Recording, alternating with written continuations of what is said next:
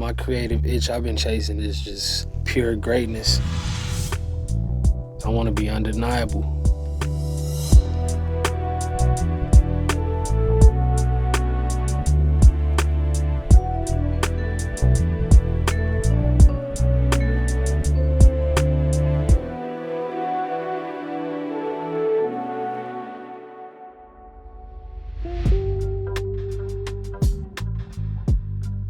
In 2006, a teenager from Fontana, California had an idea. 18-year-old Chauncy Hit Boy Hollis had been making beats and writing raps in his bedroom for years. But in that moment, Myspace emerged as a global connector and the world changed. Hit Boy immediately saw the opportunity and started posting beats and making friends. One of those friends was emergent hitmaker Polo Da Don, who offered encouragement and partnership with an unforgettable opening salvo. Let's get this paper, pimp. The next thing he knew, Hit Boy would be placing smashes with nearly every A-list artist, including Beyonce, Jay-Z, Kanye West, Drake, and Kendrick Lamar. However, as his success multiplied, so too did the challenges in his path.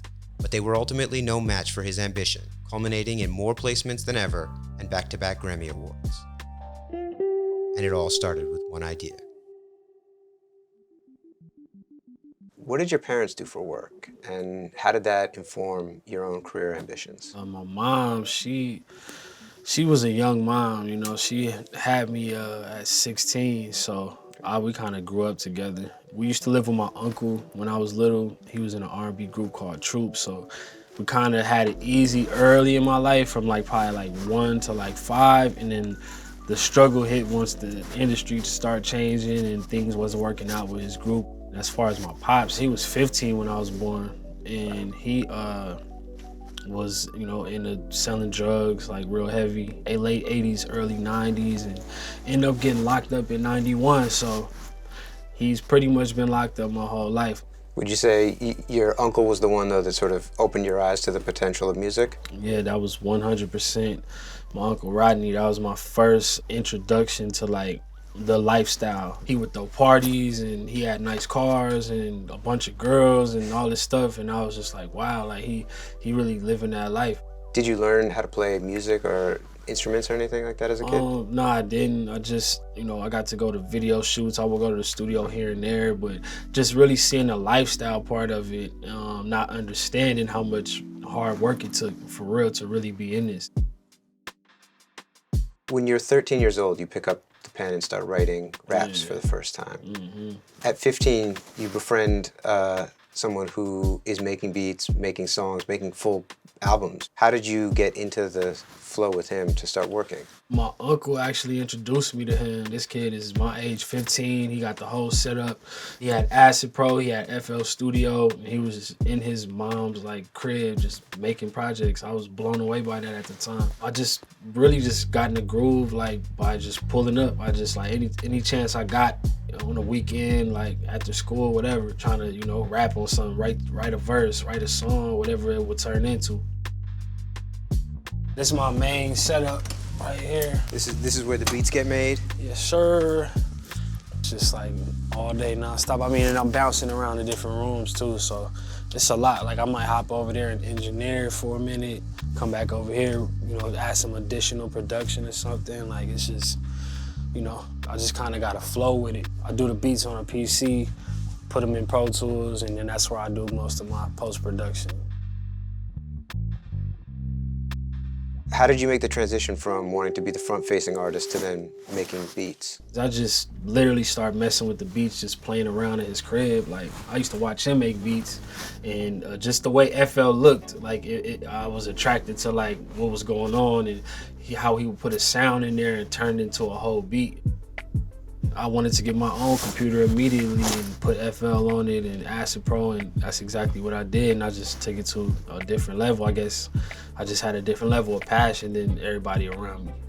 Was there a specific beat that you made that made you feel like you had the confidence to pursue this as a real life ambition? Out of my first 10 beats, I sold one of those beats, so it was when I sold a beat, I'm like, shit, this is it. You know what I'm saying? Even though I only sold it for $20. This was 2003. From there, you end up getting on Myspace and putting some tracks up there.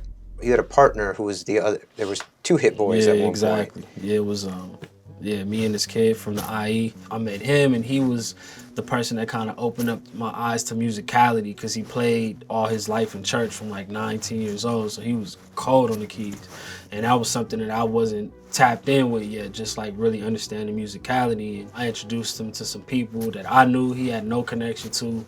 Those people ended up signing him, kicking me to the curb, and I was destroyed at that time. I was just like, damn, like, you know, that was my boy, and we was hit boys, like, we was everywhere together working, and that really opened my eyes to be like, I gotta just get on a different grind, and I gotta really just focus on myself. How do you get from there to having Polo Da Don reach out cold into your DMs? Myspace, he ended up just hitting me. I guess he went to my page, saw some beats, saw what I was doing, and he was like, shit, we should work together. I came to Chalice the first night we met. We went to Record Plant, that's like 5 minutes up the street. Then we came over here, he was working on Pussycat Dolls, and Sean Garrett was in here writing. So I'm like 19 years old, like, you know, I was really tapped in on like who the current writers and producers were, so it was mind blowing for me. At what point do you end up signing your first paperwork? 8 or 9 months after I met Polar, maybe close to a year. That was a long time, long stretch from '07 till just getting a new deal like a few months ago. Like it took me 14 years and a bunch of hits. I got diamond records, I got 3 Grammys, and it, you know, it just still like the way they word certain things in contracts, it won't necessarily compute the same as the actual progress. When you got offered that deal, you had a couple placements only? I had no placements. No placements? No, I had no placements. So then how did you even finesse getting a pub deal at that point? Polo was powerful. He had the connects. He was locked in, and somebody had actually offered me a pub deal, and it was a super low ball number. And when Polo came and told me that he had 50K for me, I was like, what? Like I never seen that type of bread, like on a personal level especially, but yeah, that just was, it was like, wow, this is for real. How long after you signed did you start to regret it? Man, not till Niggas in Paris came out. Once that came out, I'm like, okay, where the real bread at? Like, where's the level up? And they like, well, here's the contract, and it's saying all these things to where, you know, it's not gonna advance you through your deal and let you get a new advance or get a new situation, you know, as quickly as you like to. Yeah, it just was a mixture of everything, man. Just really having to look and be like, okay, so this is how the industry works, and this is what the real bullshit is. When you think about that pub deal, again, like you said, at 19, $50,000 seems like an unimaginably big amount of money. Mm-hmm. When you reflect on it 14 years later, how much do you think you left on the table? Man, it's, you know, that's something that you can't even really calculate, you know. I mean, you know, the industry also changed. So, you know, back in the day, it probably wasn't that bad of a deal because of how the game went. And it was like, it would benefit you more to even just get a placement on an album. Like, you know, albums were selling at the time. Like, you know, people were still buying CDs. So the game ended up shifting within a few years and shit just turned different. You do start getting some placements though. Mm-hmm. In that 2006, 2007 era, how did one even go about getting their records to people? The right people being around me and having the right connections with the right writers. I just was able to get some beats to these writers who did a crazy song. Jennifer Lopez heard it, and she ended up recording it. I still never met her to this day, and she bought my first professional beat ever. I process criticism the same way I take compliments and somebody telling me I'm great, with a grain of salt, just like that's one way to look at it. When did you make the transition from just being a guy that emails beats to being a guy that's in the studio, you know, coaching vocals and really like digging in on the idea side of things? That's been a process. I was doing that at that time. Like, me and Chase had a studio in Atlanta. I had moved to Atlanta like '07 to '09. Polo was so popping, everybody came through. It was a bunch of artists. We would sit there, we would play records, we would make records with a lot of the up and coming artists. So I've always been on that, trying to lock in on understanding how to layer up music, bring live musicians in, really getting into like the vocal side. 2015, I had a session and the guy who owned the studio, he'd been in the game for so long, and he told me that if you really want to stay in the game, you got to learn how to produce vocals. You got to learn how to make a good song over. You can't just have a good beat. And I think that was like 6 years ago, and that's what made me be like, okay, I gotta super focus on how to make like a good song, you know what I'm saying, versus just dropping beats off or emailing beats or even just pulling up with beats. Having linked with Polo, Hit Boy's life was changing fast as he received a steady stream of solid beat placements. But he was still a relative unknown without much in the way of a name or a sound. However, he was just one introduction away from all of that changing too.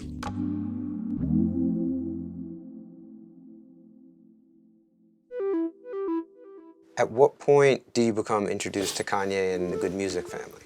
We would fly out here to work at studios in LA, like me, Polo, Chasing Cash, the whole squad, Esther Dean, and we would come to like Chalice or Record Plant. And I used to go to we used to love Record Plant, me and Chase. Like we used to be there for weeks at a time, and we just ran into Kanye being in the hallway. Like that's how it used to be over there. Like you might see Pharrell, you might see Kanye just in there going crazy, and we ended up connecting. I had some beat CD. Asked him if I could play a beat. First beat I played, they freestyled to the whole beat, like from the time it came on till it went off, and that was mind blowing alone. But about 2 or 3 years later, my boy Dala ended up introducing me to Ricky, Kanye's cousin. You know, Ricky, told me Kanye was looking for stuff for My Beautiful Dark Twisted Fantasy. This was when he was still working on it. I kept sending beats, just kept sending them. Didn't think nothing of it. I didn't think like Kanye was actually going to really, rock on anything. And when the album dropped, I didn't make the album. Then around November, Ricky called me and was like, they did a Christmas song to one of your beats. I was like, first of all, I sent so many beats. I was like, what beat is that? And I was like, I make Christmas music? Like, what the hell? How did, you know what I'm saying? It turned out to be Christmas in Harlem, and that was our first collab.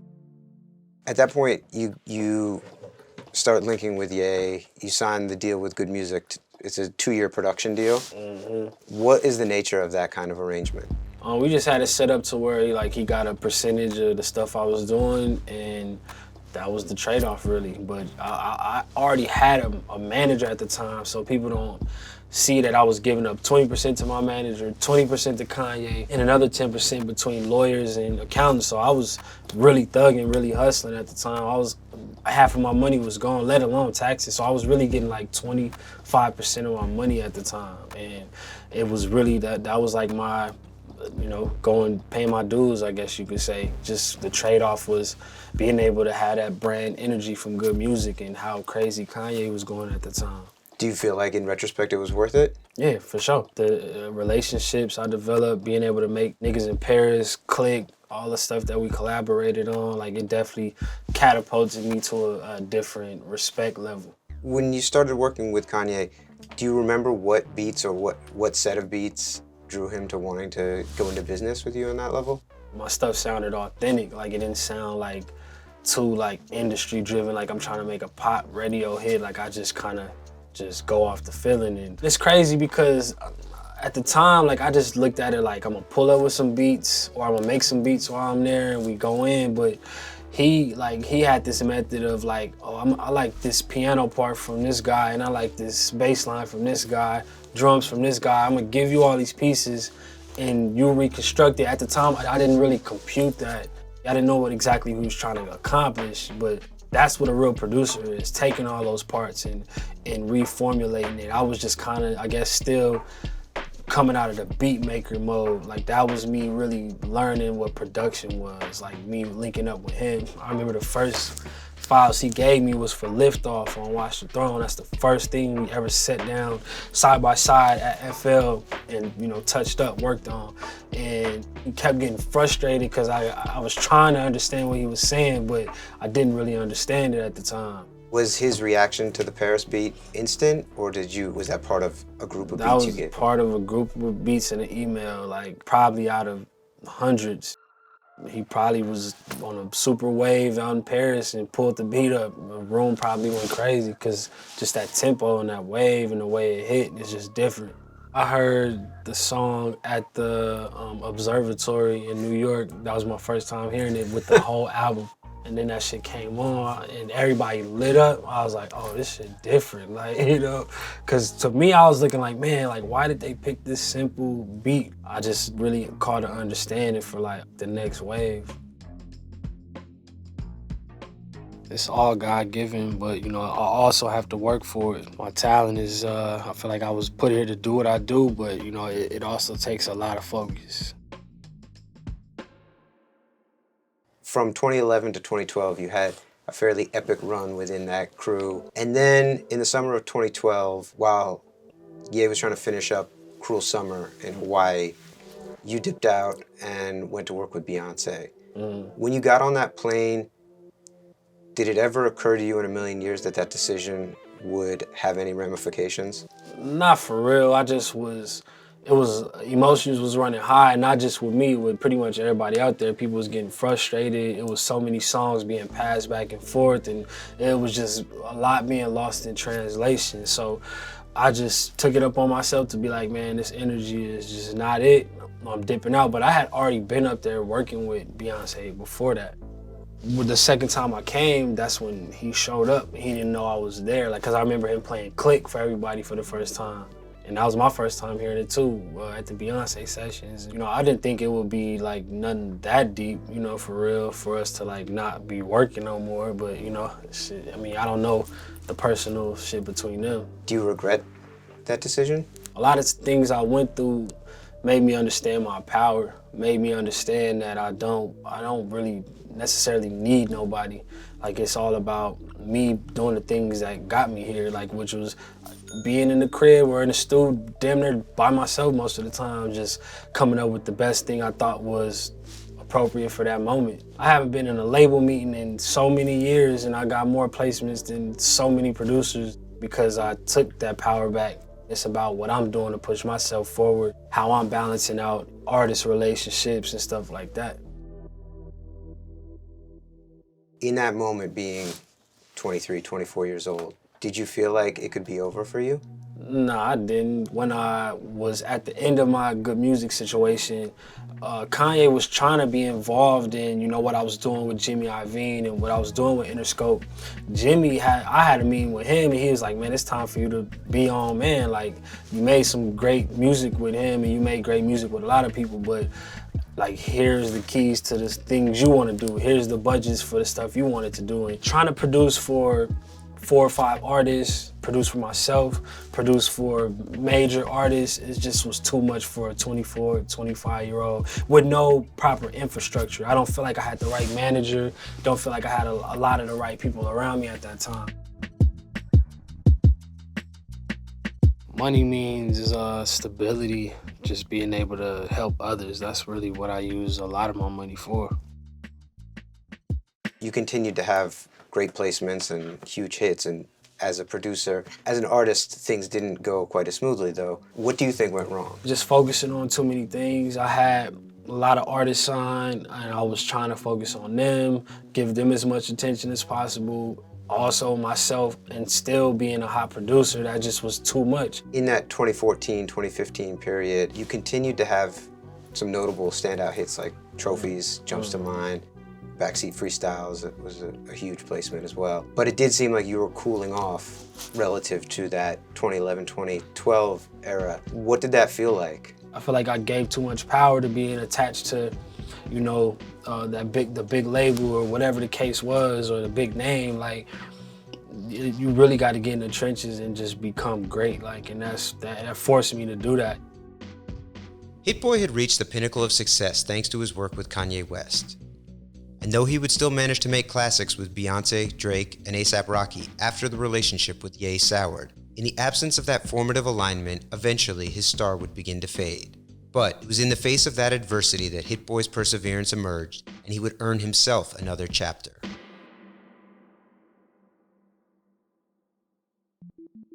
Do you recall like a specific moment that you felt like things started to turn and you started to be able to grab that power back? Things started to turn like 2016, around when I started working on the 500,000 tapes with Dom Kennedy. just seeing his independent spirit, his independent grind, like inspired me because I was coming off of getting all this crazy overhead from these labels and seeing somebody who paid for everything out of pocket and they doing everything themselves like that, you know, that just showed me like it's different ways. Like he driving a sports car too, like he got his own crib too. So it's like, it's different ways to get it. The music industry is very, what have you done for me lately? Have you felt that energy towards you shift over these years? Yeah, for sure. I did a bunch of stuff like on this Beyonce project, and now I look on Twitter and then motherfuckers be like, oh, Hit Boy fell off. I'm like, motherfucker, I just produced and co-produced on mad records for Beyonce. I'm doing all this other shit. Does that sort of chatter from the outside ever get to you? It used to. Now I done seen thousands of comments about myself. Like, I don't give a shit what nobody gotta say.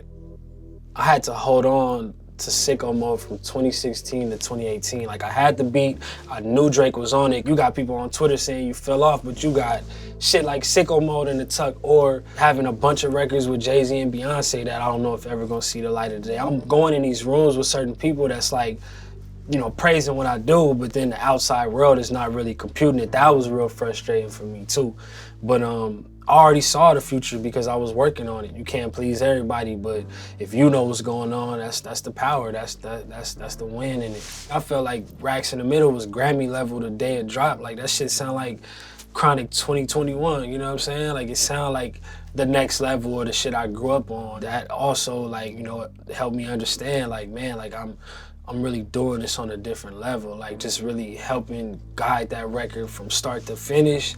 And coming out, getting received well. To me, it's a classic, especially a hood classic. For it to win a Grammy, like, it's like, man, I saw this vision before it happened.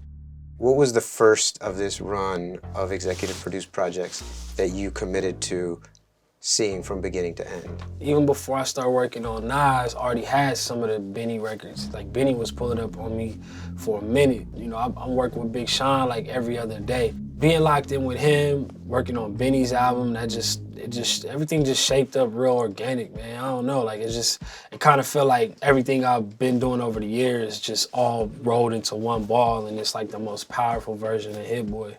Being a producer, you have to be an artist, but you also have to coach an artist. Mm-hmm. How do you balance those two priorities?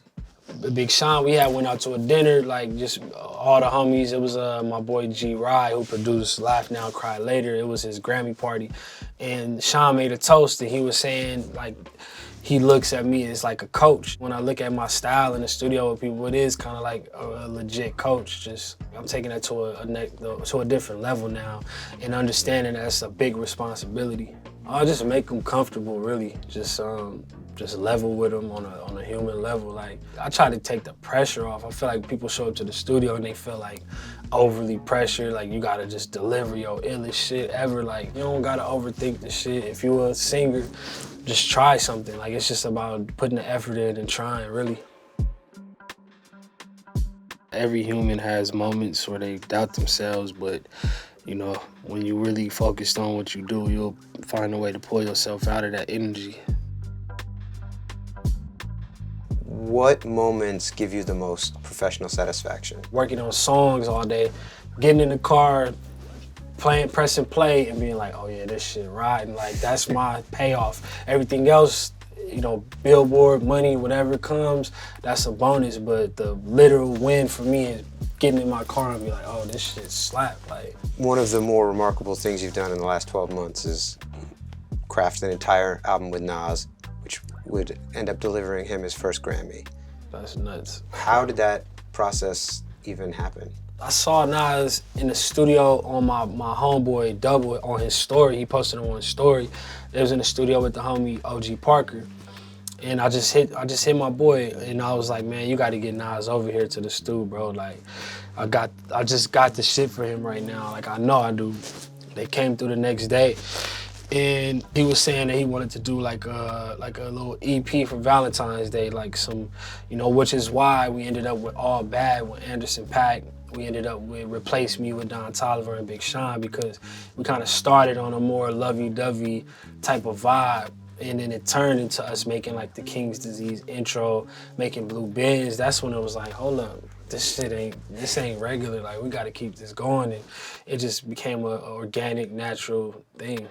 Nas has some of the most sort of cherished and celebrated records in the entire genre.